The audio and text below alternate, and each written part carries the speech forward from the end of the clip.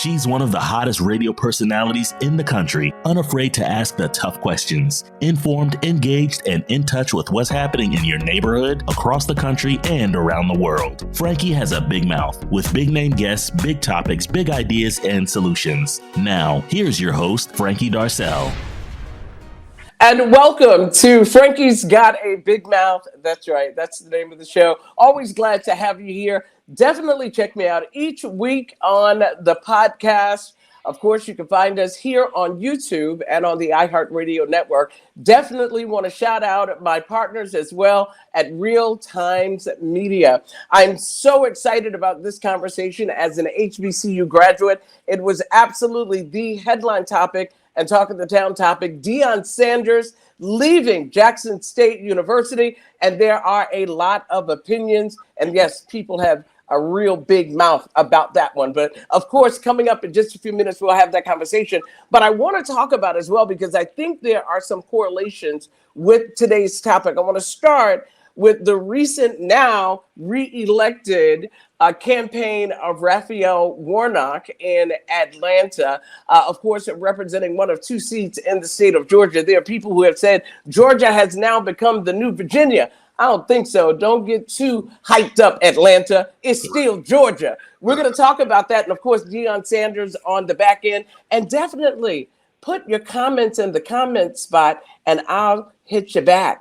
All right. But let me introduce my guest. I'm going to go clockwise from the bottom first. He is a political strategist, represented the unions for a very long time. Also a Morehouse man, Duron Marshall. Welcome again back to Frankie Has a Big Mouth. Thank you for joining us for this conversation. Hey, glad to be here, Frankie, and glad to have this discussion with you. I'm representing the house today with my maroon burgundy on. All right. Okay. All right. Listen, he is joining us for the very first time. I've known him quite a long time. He has a really cool podcast as well called Bro Talk Live. He is a 2011 the Lincoln University graduate, also graduated from Penn State University in 2018. I think it's 2018 with a master's degree. He's also a Cowboys fan. We won't hold that against him, but I'm glad to have him in this conversation. Thank you, Director Stuckey, for joining us. Thank you. I'm mad I didn't wear my orange and blue, the original orange and blue, but you know, Lincoln University's there. Listen, you did say original orange and blue because Morgan State University is a little orange and blue as well. I did miss the memo on that. Of course, he is also the producer of the show and a host of Who's Who in Black Hollywood going into its second season. Adell Henderson, thank you, my friend, for joining us for this conversation based out of the ATL.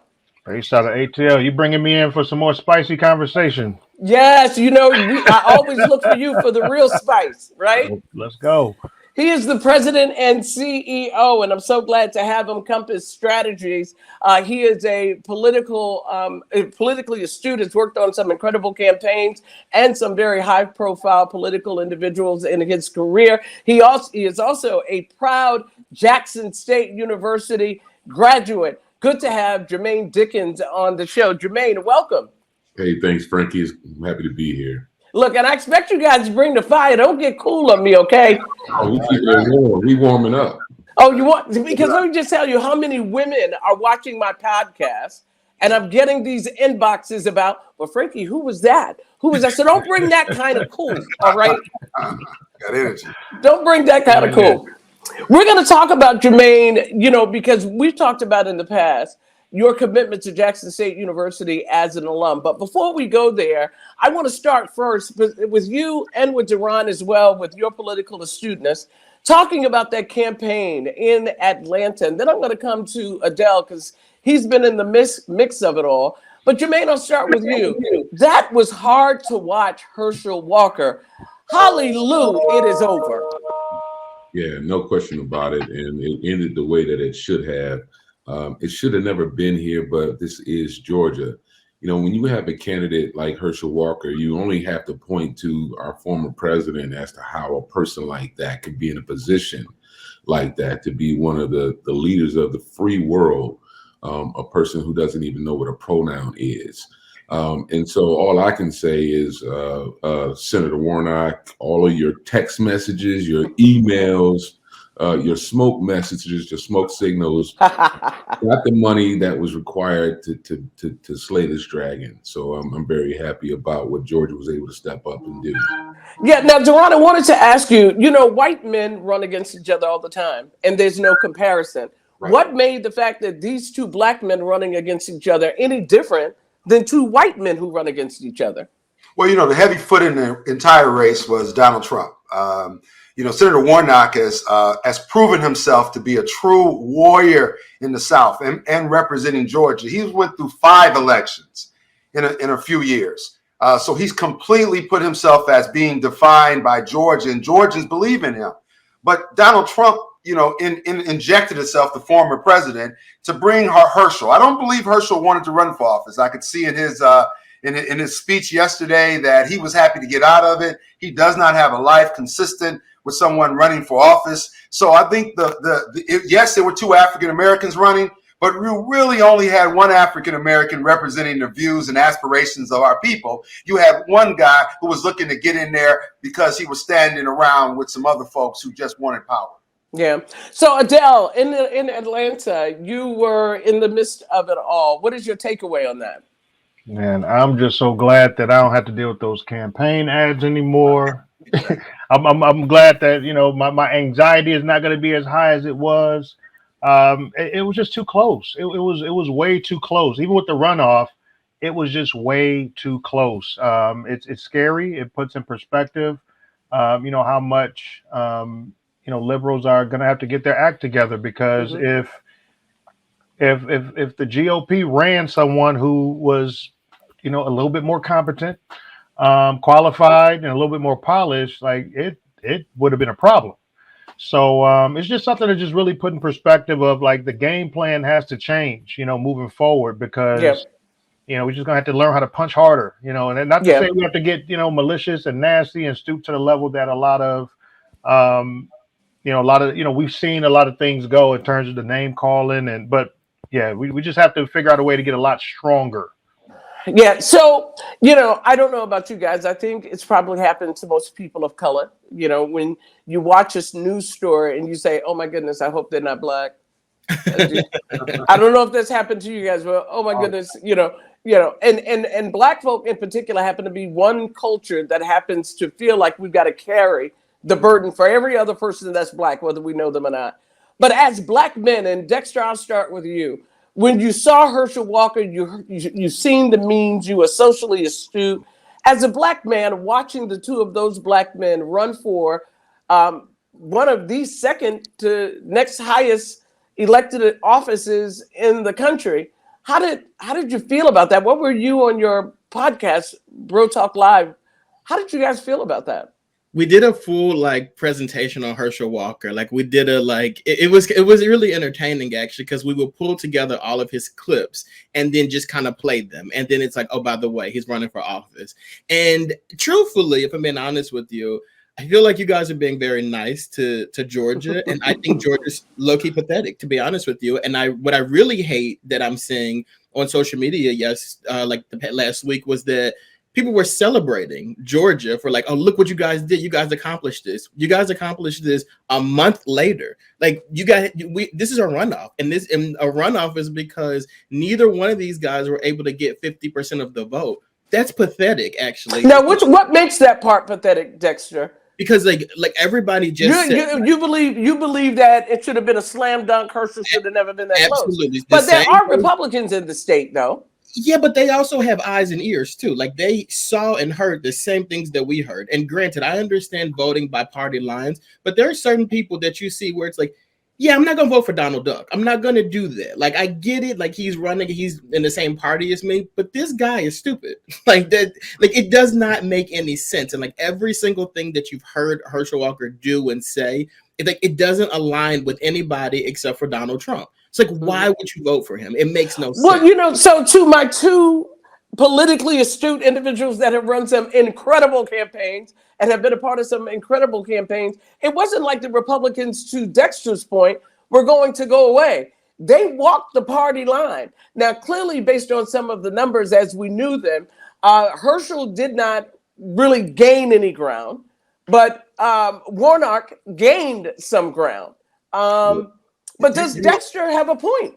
You know, sometimes, Frankie, we have to celebrate progress. So Dexter's points are very valid, but we got to celebrate progress. It wasn't but a few years ago, those were two Republican senators in Georgia, two Republicans who were not seen as beatable. Neither one of them. Kelly Loeffler is one of the wealthiest. She was one of the wealthiest members of Congress or in the Senate.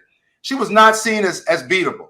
If it had not been for Donald Trump and his entire just incredible election that ended up creating new divisions and actually making young people stand up.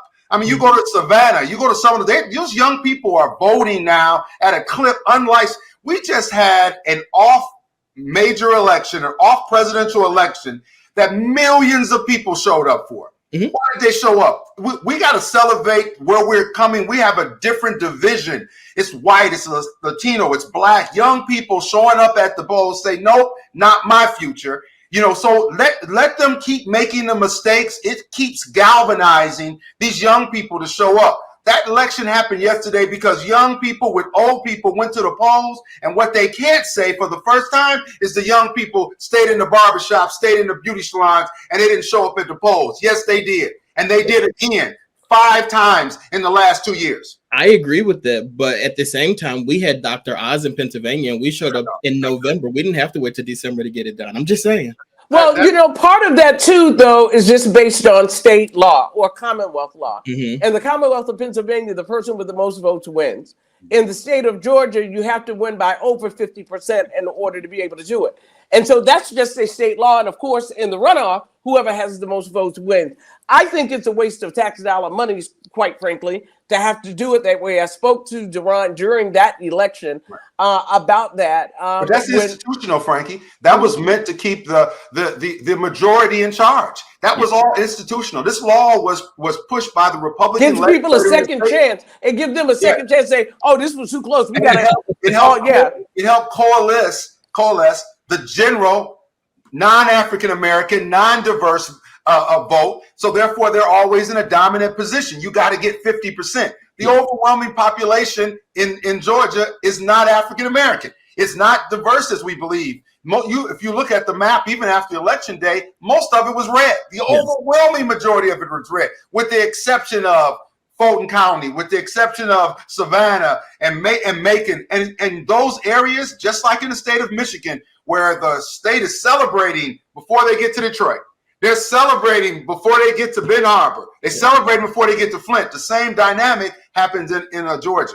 All right. Jamaine, as we get ready to close this topic, or if anyone has anything else to offer, your thought on Herschel Walker, just as an African-American man, as we're pushing African-American men who always have participated in the process. And we talked about this during the general election on one of my shows. I'm so glad we didn't buy into the narrative on trying to put the low turnout in Georgia on the backs of black men. We were not going to fall for that okie doke. But your thought on that, Jamaine? You know, all skin folk aren't our kin folk, you know, and it's only on this show that I even ever really truly considered Herschel Walker as a black man. He's not representative of black men that I rock with. You know, just to be able to allow himself to be a pawn for the Republican Party ain't the kind of guys that we tend to embrace around here. But really, you know, I think that what was said, I agree with both gentlemen here, you know, about what happened in Georgia and why we got to this place. But, you know, the truth of the matter is somewhere around where Duron was. I mean, Georgia's never been a place where you expected Democratic votes. And so, you know, while I like to celebrate what we've done to get to where we are in the state of Georgia, you know, I think that voter apathy is something that we have to punch back harder with, as was stated earlier today, because if we got people to the polls, it wouldn't be so close. But in a state like Georgia, it's going to take everybody to come to the polls from a Democratic side to even be competitive. All right. Frankie, I just wanted to throw one more thing out there before we jump off. I want to go back to something that Dexter said. I mean, it is pretty pathetic. And I think that you go back at this election, I think one of the biggest, probably the biggest missed opportunity was that one debate. You know, I think that, you know, Senator Warnock underperformed. He made Herschel feel as if he kind of sort of deserved yeah, to be yeah, there. I agree. That was I the time he was absolutely agree. supposed to destroy him. Mhm. Right? It's like, you're only going to get this one opportunity, but it was just so lackluster. That was painful to watch, and it was so disappointing coming out of that. Let me tell you something about debates. There are no winners and losers in a debate. The person that you're behind when you turn on a debate is the person you believe won. So really, debates now, and I can't believe I'm saying this, so Duron, don't tell anybody. Wait. More pomp and circumstance than anything else.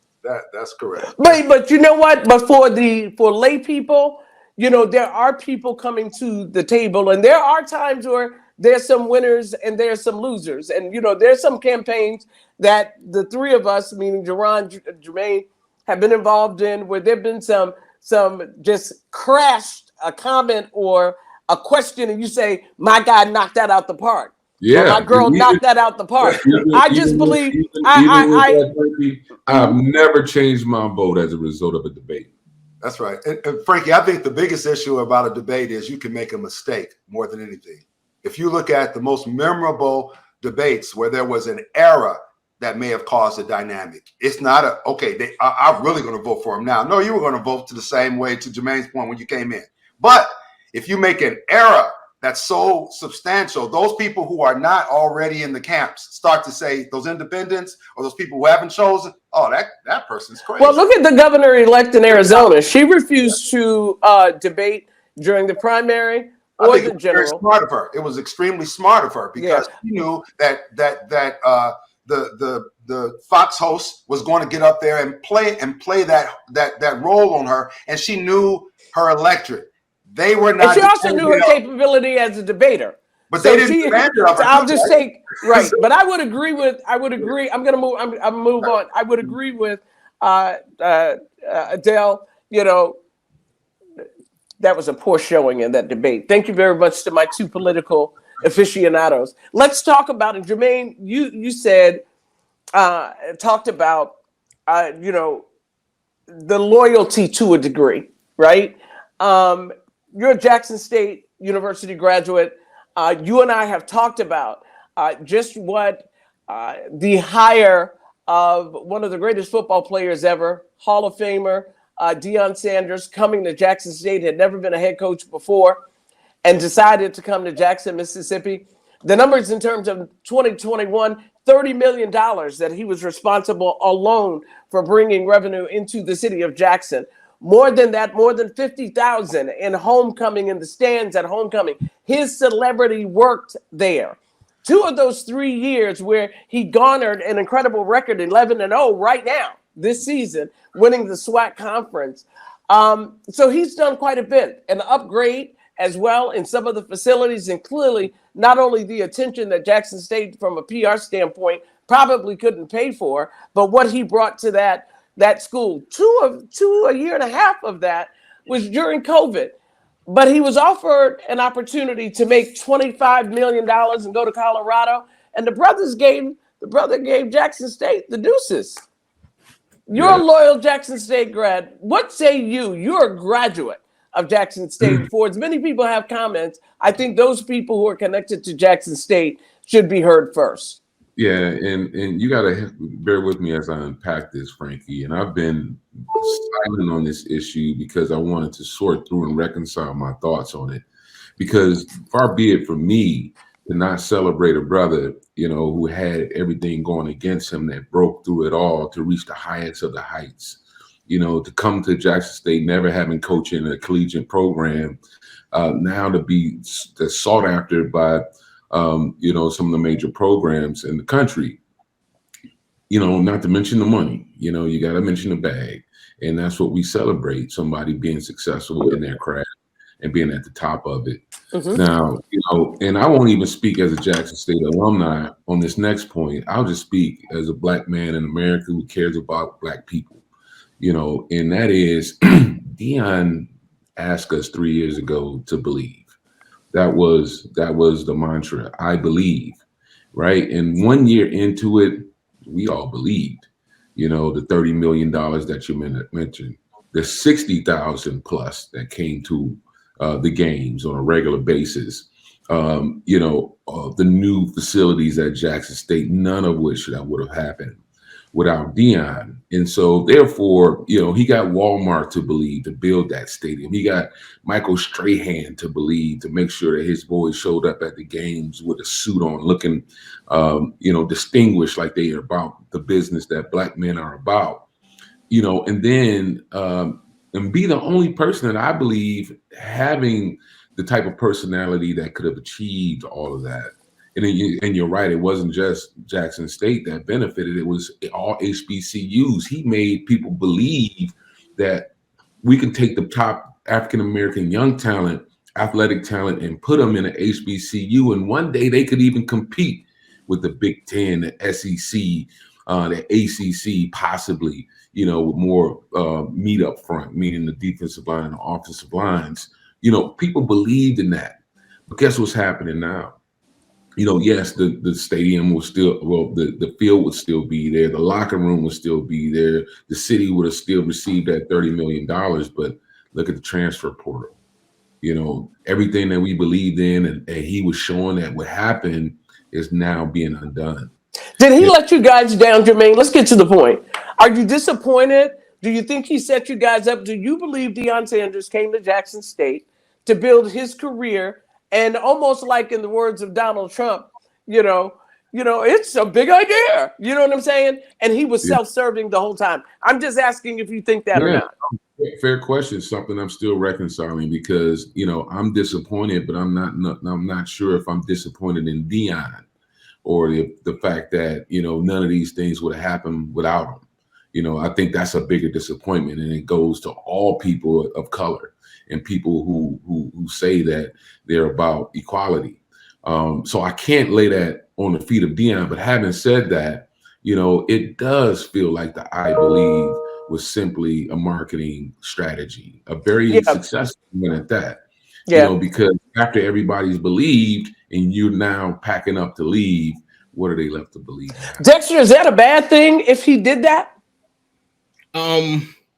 I think it's really hard for me because I'm an HBCU alumni. A lot of people don't know this, but I was born in Jackson, Mississippi. My parents went to Jackson State, and I am obsessed with Deion Sanders. Like, I've been on record prior to this situation saying that, like, Deion can do no wrong. Like, anything he does is right to me. I'm fine with it. I love him.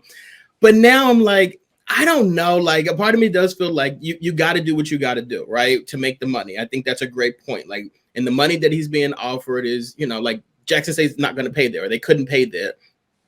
I do think, though, it would have been a bigger impact that if this came out publicly, like he was offered this money and he was like, no, I'm going to stay here and finish this out and listen to these kids who I brought in here graduate. You know what I mean? Like, if he would have done something like that, like, then I would have really been like, see, I told y'all Deion can do no wrong. But now it's kind of like, Deion, you kind of did wrong here. Like, you kind of set these kids up for failure, to be honest with you. And not just the kids, but Jackson, Mississippi as a whole, and HBCUs, because now there's this big attack on HBCUs now, which I don't like. Everyone is talking so negatively about HBCUs.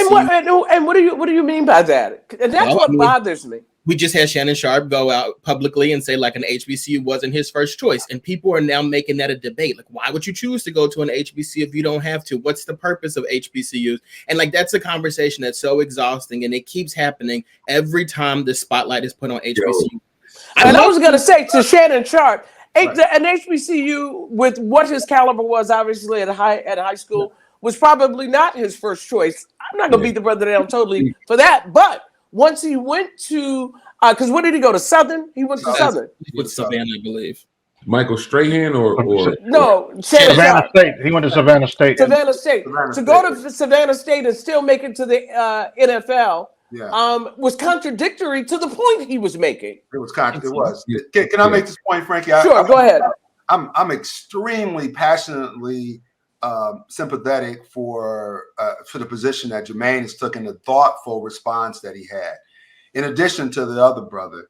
Because I believe that this discussion is a good discussion for right now. We're always having to talk about why HBCUs are not just important for athletes, but for the common student. who on any given day has a chance to go to other universities and don't have to ever consider going to an HBCU. We have to make that point as an African American in the African Americans, and it's not made enough in our high schools in the inner cities. So we're competing at a point where the general universities already have an advantage. So how do we relate that to Deion? Okay, I'm going to say this for Deion. First of all, and I love that my host is a star athlete who is a Hall of Fame athlete. I was a lonely high school athlete who never sat the bench. My coach always talked about winning. He talked about winning, but we didn't have the equipment. So we didn't win at times when we should have won. I saw Deion. Deion is worth about $45 million personally. He didn't come to Jackson for the money. He came to Jackson to possibly start his but we can't speak for a brother's pocket. No, but I'm just saying. Because I'm just saying. He might be worth $45 million, but we don't know what his bills are. That's correct. But I'm saying to you, making $300,000 at Jackson did not cover the complete. Which might be why he jet for the money. I want to say if we move the money. Well, you said he didn't come to Jackson for the money. I'm just saying that's better than no money other than the NFL retirement. I think he came there to prove himself. He was having a whole bunch of negative, whether the divorce and all. I think he came to prove himself. Plus, he came to the right place to prove himself. A program that was headed. It hadn't had a lot of success, but was headed up. I mean, he's had a winning season. What is he, 27-5 since he's been there? I believe the investment that Jackson made in him paid off. He new stadiums, new recruit, better boosters. I believe it's paid off. But Deion is a person. He has a right to take his person anywhere he chooses. No one owns his person. We learned that in HBCUs. We take our person. People employ us and believe they own us. They do not. That he did his job. Ask him. You have to ask the question. Did he do what they hired him for? Yes. Did he do it? He went to Colorado the other day and gave a talk to the team. And then he said, I'm going back to my school because they got to win a championship and I don't want them to miss a dime. I'm telling you, this young man is doing his part. He didn't leave.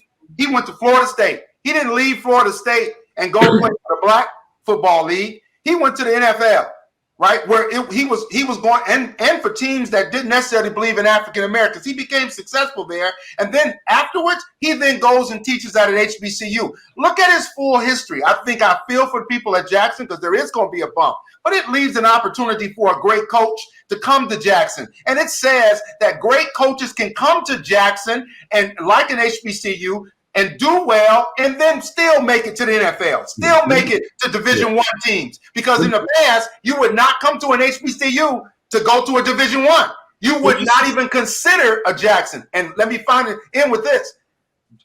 All of our HBCUs have fired and hired Black coaches every year. We don't ever say, oh, my God, you shouldn't let them go. You should let them go even though your team has a 4-27 record. This is about winning. And Deion is a commodity. He's taken his commodity to a place. He set that team up to win. All right. It's up to them to win. All right, Jamaine. Jamaine, and then I'm going to come to you, Dexter. Yeah, two things that was discussed previously when we talked about what I can't remember if it was either Michael Strahan or Shannon Sharp that we were talking about, who said, people are not going to be convinced that you can go to a HBCU and win. That's always been the conversation. Correct. That's what made HBCUs HBCUs. Rick and that's Mahorn, Big Ben. Yeah. That's part of what I'm saying is that, when Deion asked us to believe, he had top recruits now, not only coming to Jackson State, Duron, when you say you feel bad for Jackson State. Don't feel bad for J State. We are still I love, brother. I don't care who the coach is. You ain't going to never have to feel bad for J State. That's but right. Feel bad for HBCUs. But see, Jamaine, I'm not going to go there either. You got to hear the point. Go ahead. The momentum that had just been built. When you think about the recruits that came into HBCUs in the last 2 years, you'd never seen it. But which is one of the reasons why I believe that Deion Sanders chose to go to Jackson State. You know, it's easier to be a big fish in a small pond. Right. Deion Sanders was sitting there watching the Shannon Sharps on ESPN and all of that. Mm-hmm. I don't think that the momentum of Tier 1 athletes going to HBCUs was based on Deion Sanders. I think Deion Sanders' move to HBCUs was based on, because let me say this, since the George Floyd, since that cultural revolution during COVID, HBCUs has seen a larger recruitment outside of just athletics of young Black students wanting to become a part of the HBCU experience. So I believe because Howard University benefited from this cultural revolution that this Gen Z, Gen X is experiencing. Morgan State University has by getting some Tier 1 athletes as well. I believe because of Deion Sanders and the attention on Jackson State, which is why that was so big at Jackson State. But let me just be clear. I believe across the board, HBCUs over the last 4 or 5 years has seen the increase in admissions, whether you're an athlete or not. And then there are some athletes that have applied as a result of that. And I will say to you that Jackson State lost last year to South Carolina State in the championship right there in Atlanta, outcoached by a man that never played in the NFL and is not in the NFL Hall of Fame. So I believe there are some incredible coaches. I don't think that this is a time to look at HBCUs as the glass being half empty. It's a time to look at it being half full. Deion Sanders cannot set the tone for how universities that have been around for 200 or 300 years to think that they're going to fold because he's not there. Feel bad for Jackson State, but let's just keep it moving. You guys missed my point based on previous conversations we had with other people. That's not what I'm saying here. Mm-hmm. I'm saying to you that in no time in HBCU history have you seen the level of athlete that have now chosen to go to those sports programs at once. You mentioned Shannon Sharp. I'm talking about a Travis Hunter, the #1 recruit in the country. He would have never gone to Jackson State before Deion. That would have never happened. We've never seen it happen. Have you? What I'm saying Walt Frazier did want to come to Morgan, and Coach Hurt cut him. He went down to Norfolk Central, North Carolina Central University. Came back, hit 100. So there are stories. Yeah, we're not going to forget that HBCUs have been enhanced by the Vice President of the United States and her Howard background. There's so many other factors to the reason that HBCUs are getting love. I'm in DC. Howard is on fire. I'm sorry if you and Howard getting and you know what? Maybe it's not just athletes because we're thinking holistically.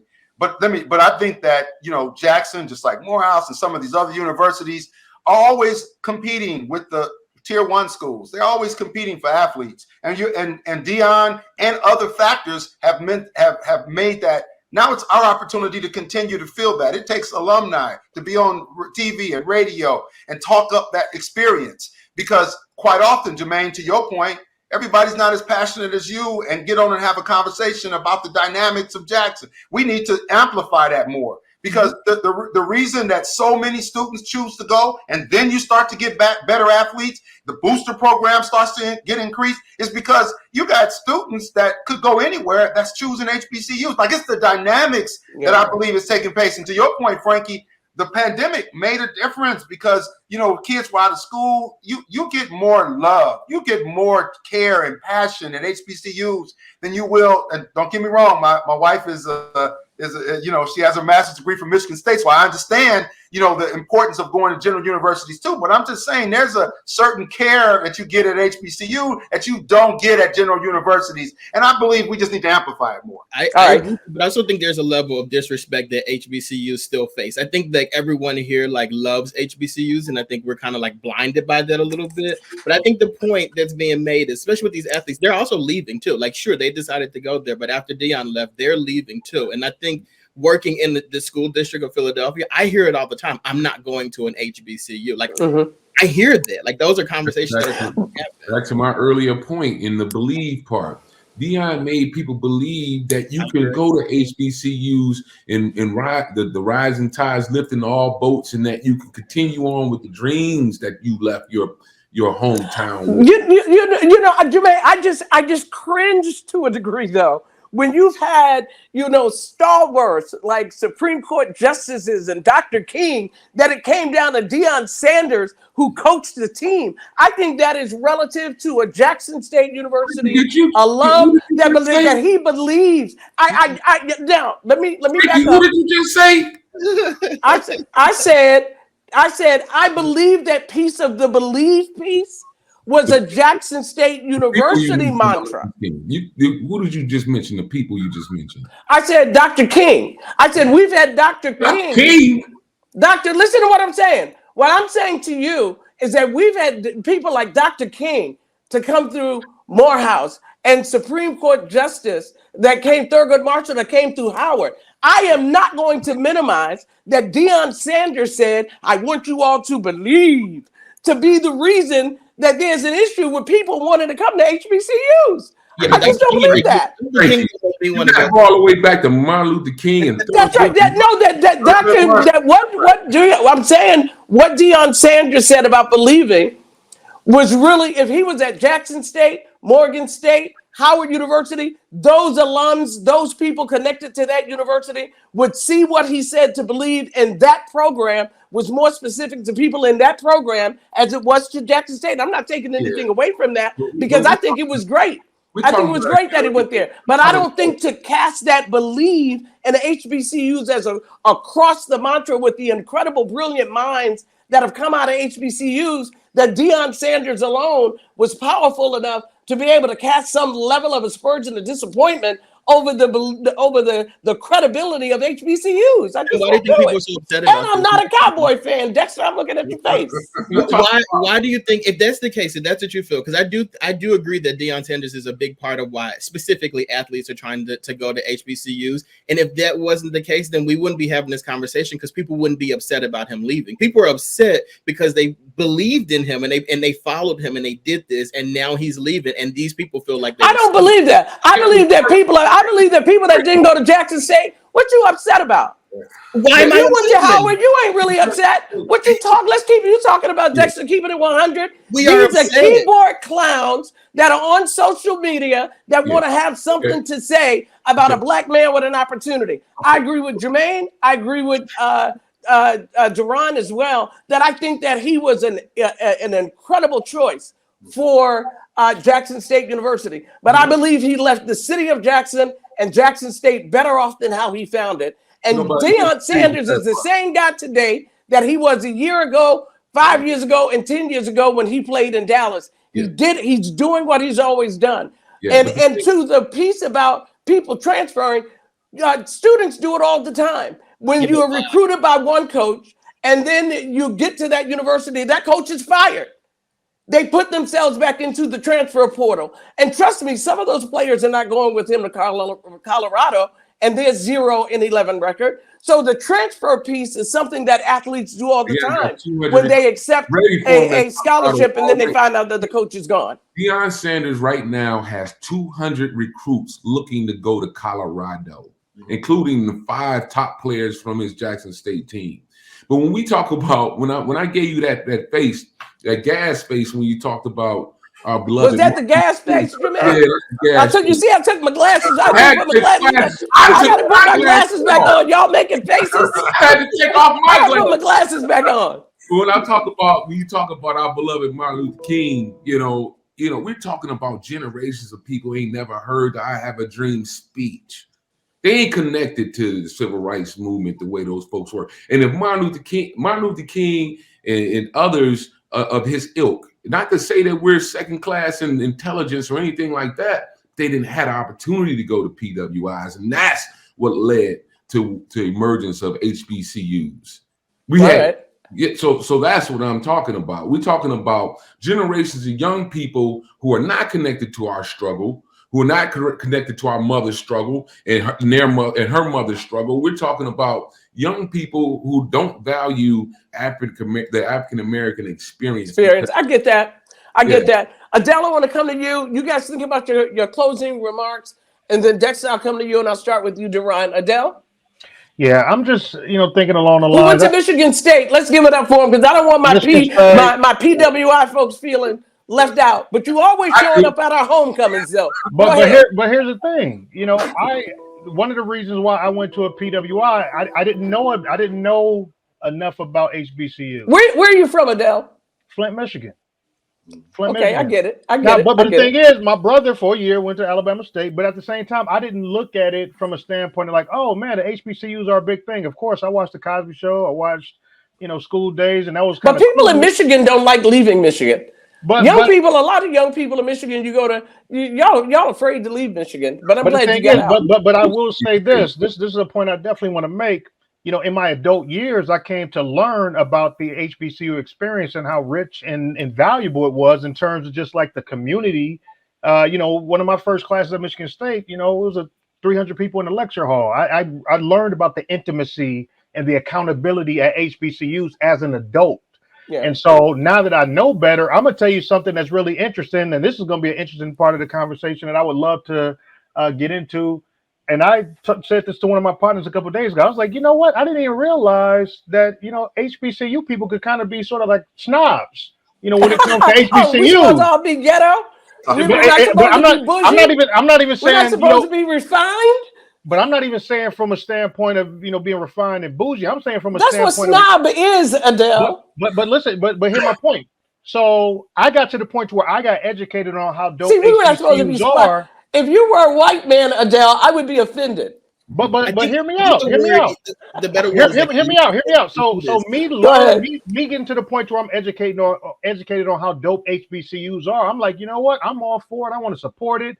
I've had a couple people, giving me HBCU shirts. I wear them a while, and people from HBCUs like, hey man, what you doing with that? Did you go to one? Oh, you can't wear that. You can't do this. But I'm thinking to myself like, yo, I'm still trying to be supportive and let people know. You want to give back to the community. And the thing is, like, but I go to the HBCUs. I talk. We need our PWIs kind of make us feel at home. That's like you went to the Steph Show. You know what I mean? You went to the Steph Show. So this KASI around my chest. So with that being said, would you prefer, since I went to a PWI, like I said, I didn't know any better, right? Had I known better, I would have thought like, I would have really considered HBCU. But being that I didn't go to a HBCU, and now that I'm 100% supportive of HBCUs, I'm on the advisory board for the Morehouse Human Rights Film Festival. Anytime I get a chance to get on one of those campuses, I'm real supportive. Is that about you? Here's a question as I ask the next question. Is that about you, or is that about what is that? What is that? This is where I made the snob. This is why I made the snob comment. It's like, so going back to your point, Jamaine. So I can't wear anything HBCU. So for me as a PWI person, it makes me feel as if like, all right, well, hell, like the hell with it. Then I won't say anything HBCU. I won't support. Right? I got the answer. Go ahead, Jay. You're supposed to suffer. That's your loss. You missed out. I had an amazing time. I had an amazing time. Yeah. So many people chose the PWIs because they felt like they'd be embraced better professionally than HBCUs back at the time where I went. I went to a HBCU because I couldn't get into a PWI. And it wasn't because I wasn't smart, as you can tell 20, 30 years later. I just couldn't get into the PWI. And so because of that, a lot of people devalued HBCUs, and in the same way you call us a snob, I'm looking this way, but you're over there on my screen. The same way you called us HBCU snobs, Black people that went to PWIs will look down on us when we said we went to Jackson State, or Morgan State, or more, maybe not Morehouse, because they had some kind of prestige that I could never figure out. But it's okay. It's not meant for you. It's not meant for you. It's okay. So it's the same in reverse. It's the same in reverse. But can I say? And before we make this transition, and as we make the transition, and this is a whole new conversation as well, which is to me what Deion a part and one element of talking about the HBCUs, and for you as well, Adell, in understanding its life and life experience and access. For a lot of folk, it's first generation college graduate. If your mom and dad and sister, brother, aunt, uncle, cousins didn't go to college, then the chances are you might be a first generation college student. And with that, you know, especially in some states, I hear it here in Pennsylvania, same thing in Michigan, I did what the people around me did. I went to Eastern. I went to Michigan. I went to Michigan State. I went, you know, that's what you do, especially if you're first generation. Can I make this point? You know, Black people are not a monolith, number one. So if you went to a general university, such as my wife, who got a graduate's degree, her MBA from Michigan State, just as valuable in the black PWI, Duron, we're going to bring you around. PWI. PWI. Yeah. She's just as valuable. I only went to Morehouse in my undergrad. My graduate's degree was through Berkeley. So I went through a PWI as well. So the experience, and then when I went to work, guess what? That was completely PWI. My work experience or my time in the Navy was completely PWI. And can I share this as well? And part of the conversation, especially when you talk about a college that don't offer master's and PhD programs, which is one of the reasons why a lot of students want to get their bachelor's degree from Dexter. This is your experience, and I'm sure you had a choice in how you wanted to do it. Will get their undergraduate degree from an HBCU and a graduate degree. Because I could do Lincoln University, and I can also do Penn State. My daughter did Spelman College, and then did the University of Boston. I went to Florida State grad school. Correct. I don't claim it. Correct. But you know, we're going to stand up for Morehouse Medicine and all the other, because a lot of our universities have, just like Jackson, have done an excellent job at their graduate, postgraduate programs, much better than they were back in the past. But, you know, again, we're not a monolith. But if you look at schools like, but Duron, if you look at schools like Howard University School of Law, Howard University Medicine, you look at Meharry and the like, those institutions, hands down, have been incredible. I got to get ready to wrap up. We've got about 8 more minutes. I'm going to get everybody an opportunity for a closing comment. It was supposed to be 30 minutes, but my guests are always so chill. But I could say they just have a big mouth, and it went over 30 minutes longer. But Dexter, you went to Lincoln, the Lincoln University there too. You went to Lincoln University in Pennsylvania, then went on to Penn State University. How did you feel as a Lincoln University undergraduate going to Penn State University, considered by many in the Ivy League status, talking about being a Lincoln University undergrad? I felt amazing because Lincoln paid for it. Lincoln paid for me to go to Penn State University. So that was great. Also, just really quickly to Adell's point, don't feel bad about us giving you a hard time about the HBCU thing. A lot of it comes from pride. Like when I first told people in high school that I was going to Lincoln, people, including my now wife, who went to Westchester University for undergrad and master's degree, were like, what are you doing going to Lincoln? So it is one of those things where we get beat up on. So when we finally make it through and do well, we have that sense of pride and protection. And we wear it on our sleeve. Yes, and also we argue with each other too. Like I don't want to see somebody wearing no Lincoln stuff that went to Cheney either. So like I know, right? Yeah, that's part of it. That's the part of the experience, no doubt. We're not going to forget in the debate that Morehouse whooped Fisk. Okay, was because Fisk like to talk a lot. But do they still have sports programs? I didn't even know they had a football team. I'm not even talking about sports. I didn't even know either one of those schools had a football team. I was at the debate. I'm talking about debate. I'm talking to the debate. Oh, okay. Okay. So I'm going to start as we get ready to close with you, Adell. You went to Michigan State. Just see, because I believe, I don't care where you go, as long as there's a person of color in this country. Because let me be real clear.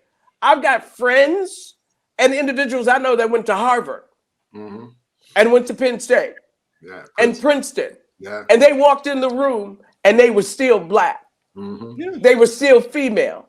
And when we have our little powwows, my friends that graduated just a couple of weeks ago, we did an event, and this person is the vice president of a major corporation. She's sitting in the room. She got more problems than I do. It is all the same at the end of the day.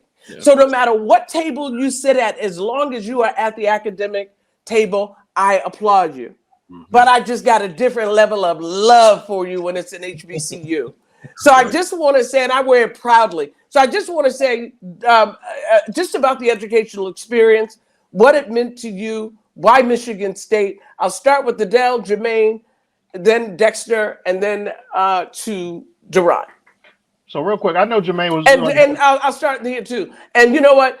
damn Deion Sanders. Jackson State is going to be great. Make the people who are responsible for picking the next coach, make them do their job to assure that they're already set up for greatness, and it's up to them, the person they hire.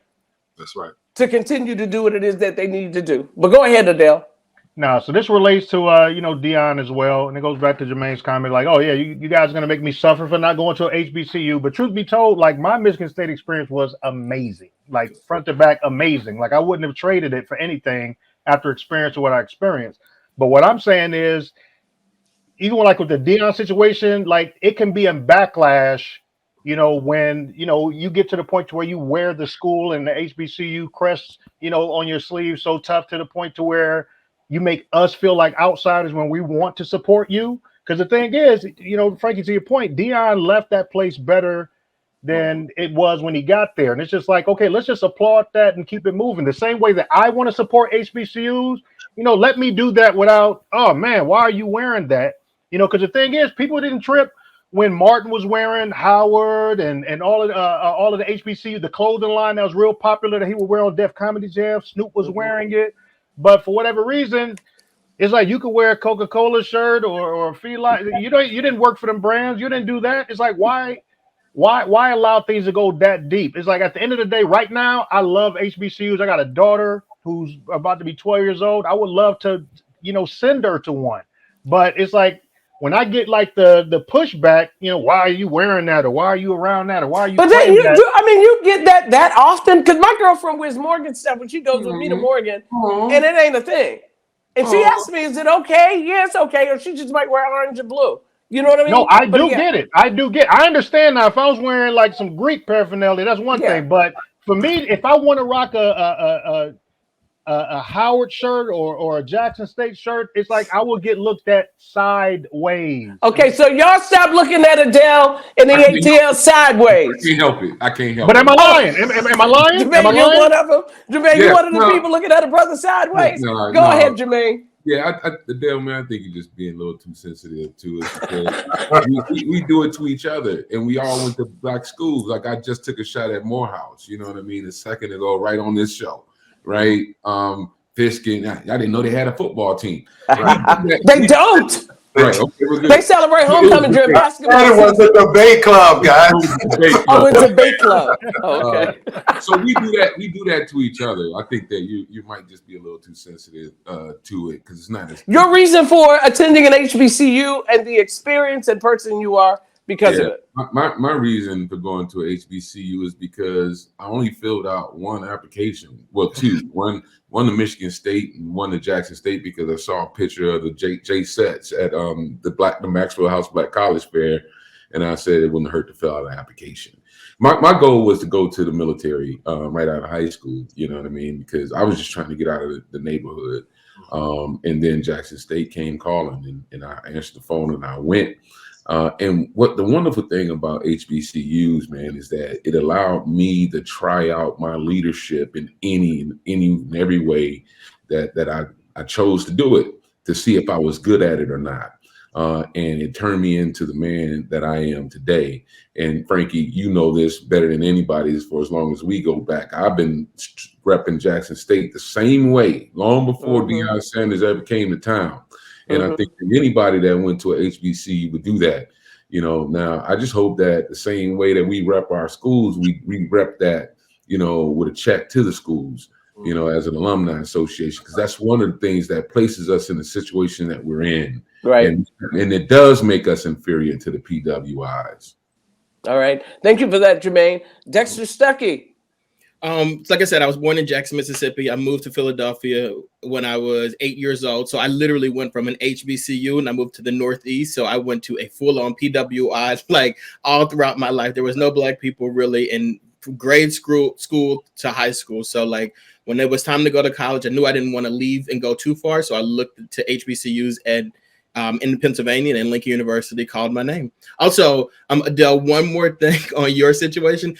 I think, imagine you wearing a Lincoln University shirt, right? And somebody says to you, like, what is Lincoln University? Or they say something negative. I heard that's a party school. Your response to that is going to be like, maybe, I don't know. So that's another reason why, like me, as a person who went to Lincoln University, to see you wearing that, and then to know that if somebody asks you any question about it, you can't answer that question. You literally would just say, like, I like the shirt. So that's why I would be like, I'd rather you just not wear it. Just wear it. Yeah, he probably would have been wearing that shirt anyway, Adell. No, but think about it. Like, I want you to really think about that, because you may not even really thought about that. What you're saying is, I don't want your support. I don't want you. Well, but you know what's funny?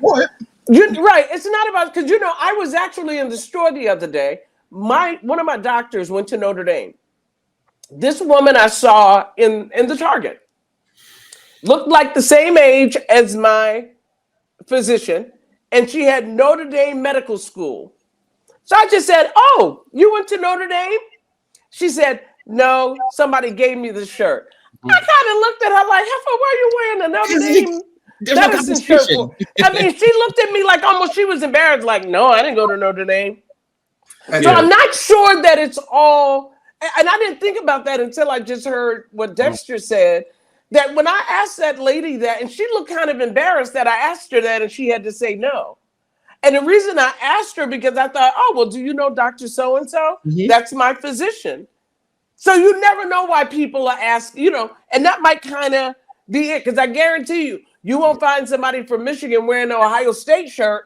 Oh, but the thing is, so that's why when the big Michigan State rivalry, I be looking at certain people who are like, you didn't even go to community college. How you take Michigan side? You so hardcore Michigan fans. It's like, but the thing is, like, it's cool for you to do that. I should want if I want to wear an Oregon, sweatshirt because they got a cool colorway and they got some of the dopest jerseys in the game. Like, it's cool for me to do that, but somebody from. But I wonder if you went to Oregon, how they would respond. But the thing is, should it matter? If I think it's a dope, that's a great conversation. That's a great conversation. Yeah. Can I say? Your closing comments, Duron. Oh yeah, my closing comments. That means I got to focus. So look, I'm from the same place Jamaine is. When I left the east side of Detroit, I went to I left and went to DePaul University in DeVry. And then worked at the Board of Trades before I went to. They didn't have a football team though, did they? None of them. But DeVry had a basketball. DePaul they did. Okay. All right. I would have got a ticket. I'd have come watch them play. But did DeVry have a debate team? Excuse me. Did DeVry have a debate team? See, you're being funny. They were going to debate homes, right? But no, I ended up in the Navy, and then went to college to do my Navy program. Right. And then tore my Achilles tendon, then went to General University afterwards. And I'm saying that our experiences are always a tapestry. And sometimes we hold on our shoulders what we know we need to defend. What we know we need to defend is the beginning preface for why there was an HBCU or why they were needed in the first place. And I don't believe if you've ever attended for 5 minutes an HBCU that you won't try to defend it. I think that it just allows, particularly Adell, who I can't deny you because my wife had the same experience as you. It just opens up a broader conversation for why it's important. So our daughter went to an HBCU. She went to Clark. So, but that experience becomes a conversation. And just like we were talking earlier about Deion, this gives us an opportunity. There's another pro football player out there who wants to be an NFL coach, but he can't. But guess what he can do? He can bring his dynamic talents tomorrow to Jackson State. And he can turn that out just like Deion did without even Deion's baggage. So at some point, I believe the opportunity has been created more than the door being closed. That's true. As I hear Duron and his closing comments as we get ready to wrap up, and I've got 1 minute and 40 seconds to be able to do it, I think about, and Jamaine, you and I talked about this last year when I had Robert Porcher, and you guys joined me for my talk show, and talked about the fact that Jackson State and South Carolina State would be playing in the bowl in Atlanta last year. And one of the things about Robert Porcher, who was an incredible high school athlete, initially went to Tennessee State, transferred from Tennessee State, went back to South Carolina State, had no idea at that point that he had the goods to end up becoming an all-pro in the NFL when he went to South Carolina State, and did. We're talking about an individual who never thought that the NFL was going to be his end game. He wanted to be a detective majoring in criminal justice, but yet went to South Carolina State University, played so well, was coached so well that he was able to go to the NFL Combine and become now, as we know, an NFL All-Pro. The wonderful experience for me is to be able to attend an HBCU is that I never had to question who I was or whose I was, that I was able to sit amongst intellectuals who looked like me, who educated me, that being Black and being a woman in America that had a lot of challenges back in the 70s, that I could be free as a thinker, that I could think critically and think and be enlightened as a Black person in America and get one of the best quality educations that I could to be able to compete in the industry that I'm in. I think, being raised by a Marine and a social worker, one of the best personal or professional decisions I made was to attend an HBCU. And Jamaine, you could have gotten into another school, even if it wasn't Michigan State, could have been Wayne State, something like that. You only applied to one. But I could just say to you, it is something that having that experience, I would not change at all. And it was an opportunity for my coach, to what Duron started the conversation. I was an All-American in high school. My coach, who was a white coach, didn't give me the offers. I, like you, Jamaine, applied to one school. My sister went to Morgan, and they gave me an opportunity. That coach allowed me to walk on and said, look, if you can prove yourself on the court and you can prove that you deserve a scholarship, I'll give you one. Yeah. I did that in the first semester. Second semester, she gave me a full scholarship. I ended up my sophomore year becoming a starter as a point guard. And this year, after nearly almost 40 years of graduating from college, has been inducted into the Hall of Fame. I wouldn't have had that opportunity at Michigan State. I wouldn't have had that opportunity at the University of Michigan. That little school on the corner of Cold Spring and Hill and Lane. And I got to tell you, we got one of the baddest presidents on the planet, Dr. Wilson. He calls it the national treasure at Morgan State University under great leadership. So I was able to have that experience because I went to that little teeny school at the corner of Cold Spring and Hill and Lane. So to Michigan State, Jackson State, the Lincoln University, and Morehouse College, thank y'all for joining us. I love it. Watch us on YouTube every other week. Make sure you check us out on the iHeartRadio network and all of the affiliates that are connected with the Real Times Media newspapers and Real Times Media. Make sure that you Google us all. I appreciate it. I'm Frankie Darcell. You can see why not only I, but my guests have a big mouth too. Thank you guys so much for joining me. Thank you guys. Thank you. Appreciate it.